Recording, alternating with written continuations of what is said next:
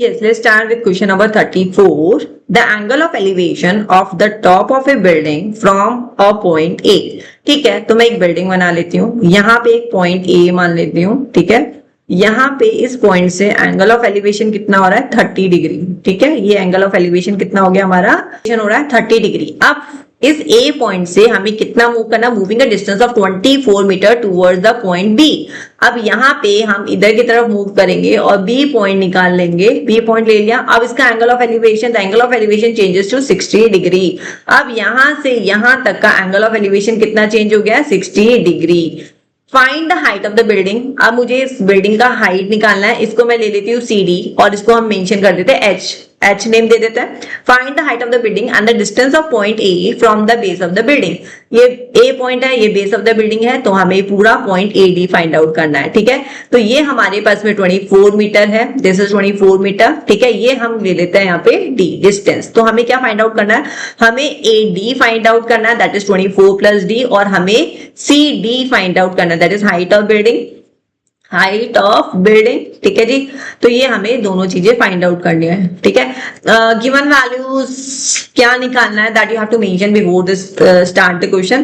Figure बनाओ, given values लिखो और हमें क्या पूछा है वो लिखो, ठीक है। Just explaining you the concept. यहाँ पे हमारा 60 डिग्री हो गया, 30 डिग्री हो गया, हमें H निकालना है, D निकालना है। So start that doing question. तो सबसे पहले हम क्या करते हैं, ट्राइंगल ले लेते हैं। तो एंगल हमारा 60 डिग्री पे बना हुआ है, एक 30 डिग्री पे बना हुआ है, ठीक है। तो सबसे पहले 60 डिग्री वाला एंगल ले लेता है। तो ट्राइंगल BCD कंसीडर कर लेते हैं। सबसे पहले ट्राइंगल BCD कंसीडर किया।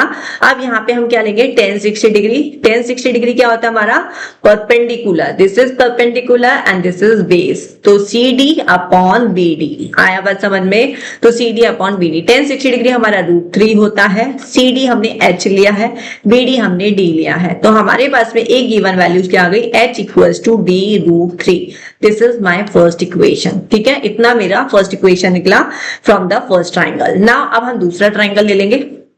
इन ट्राइंगल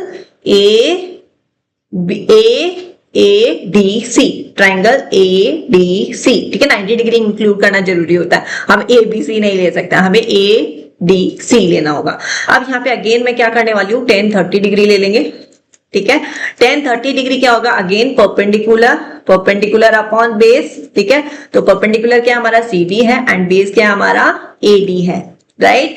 इतना हो गया। अब 1030 डिग्री हमारा क्या होता है, 1030 डिग्री हमारा होता है 1/√3, ठीक है जी। CD हमारा H है एंड AD क्या है हमारा 24 प्लस D, आया बात समझ में, ठीक है। अब इसको क्रॉस मल्टीप्लाई कर देंगे। तो क्रॉस मल्टीप्लाई करेंगे तो हमारे पास में क्या आ जाएगा, H√3 equals to 24 plus D, ठीक है। ये आ चुका है हमारे पास से, ठीक है। या फिर एक काम कर सकते हो, यहाँ पे H को अकेला रहने दो, H equals to 24 plus D upon √3। This is my equation number 2। क्यों किया ऐसा, क्योंकि फर्स्ट एंड सेकंड में देखेंगे ना तो H हमारा यहाँ पे भी, H यहाँ पे भी है, तो हम क्या करेंगे, दोनों को इक्वेट कर देंगे। इक्वेटिंग इक्वेशन 1 एंड 2, ठीक है। 1 एंड 2 को इक्वेट कर देंगे। तो यहाँ पे हमारा क्या हो जाएगा, D√3 equals to 24 plus D upon √3। आ रही है बात समझ में। अब बस सिंपल है, अब क्रॉस मल्टीप्लाई कर लेते हैं। तो क्रॉस मल्टीप्लाई करेंगे तो यहाँ पे क्या आ जाएगा, D√3 into √3 is 3 equals to 24 plus D, ठीक है। तो ये हो जाएगा हमारा 3D equals to 24 plus D को लेफ्ट में ले आएंगे तो 3D minus D is 2D equals to 24, D equals to 24 divided by 2 that is 12 metre. तो D हमारे पास में क्या आ चुका है, 12 मीटर, ठीक है जी। तो D आ चुका है। अब हाइट भी निकाल लेते हैं। तो H क्या है, H हमारे पास में दो वैल्यूज है, ठीक है। H ले लेते हैं 24 प्लस D, ठीक है। यही है हमारी equation. Wait a minute, H हमारे पास में क्या है 20, ओके H ये वाला ले लेते हैं ना, D√3, this is more easy. तो H हम क्या ले लेते हैं, H ले लेते हैं हम यहाँ पे D√3, ठीक है जी। तो D क्या है हमारे पास में 12 √3 का वैल्यू क्वेश्चन में गिवन है क्या, लेट्स चेक। यस, √3 का वैल्यू हमें 1.73 दे रखा है, तो हमें यूज करना रहेगा। तो 12 इंटू 1.73 इसको मल्टीप्लाई करेंगे तो हमारा वैल्यू आ जाएगा 20.76 मीटर, ठीक है जी। तो हाइट ऑफ द बिल्डिंग आ चुकी है हमारे पास में, आपको स्टेटमेंट में लिख के आना है लास्ट में। The height of the building H equals to 20.76 and जो डिस्टेंस था हमारा AD था, जो कि हमने क्या लिया था H+24, राइट, ये लिया था ना h+24, ठीक है ना, h+24।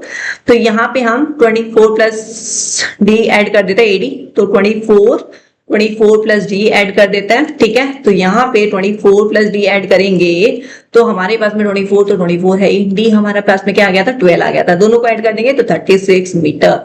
तो ये हमारे पास में दोनों क्वेश्चंस के आंसर्स आ चुके हैं। जो कि क्वेश्चन में पूछा था, हाइट ऑफ द बिल्डिंग हमारा निकल गया है, and the distance of the point A from the base of the building. Guys got it, ठीक है। वैसे एक बार में समझ में आ गया होगा। इनकेस फिर भी कोई डाउट है, you can watch this video again, ठीक है। ये क्वेश्चन मैंने आपके लिए कर दिया।